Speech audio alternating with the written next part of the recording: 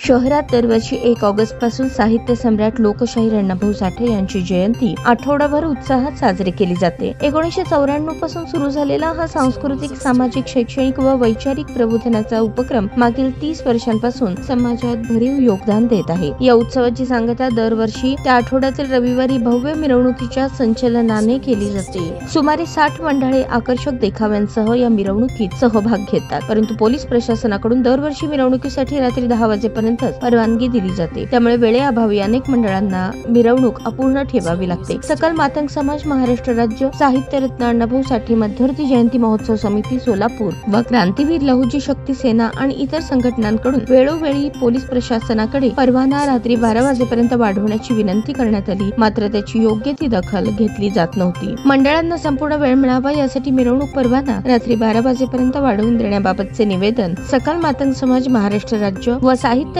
अण्णाभाऊ साठे मध्यवर्ती जयंती महोत्सव समिती सोलापूर यांच्या वतीने देण्यात आले। यावेळी मध्यवर्तीचे संस्थापक माजी राज्यमंत्री उत्तम प्रकाश खंदारे, सकल मातंग समाजाचे राज्य समन्वयक सुरेश पाटोळे, शिवसेना नेते लक्ष्मीकांत ठोंगे पाटील, TS क्षीरसागर, किशोर जाधव, रोहित खिलारे यांची प्रमुख उपस्थिती होती।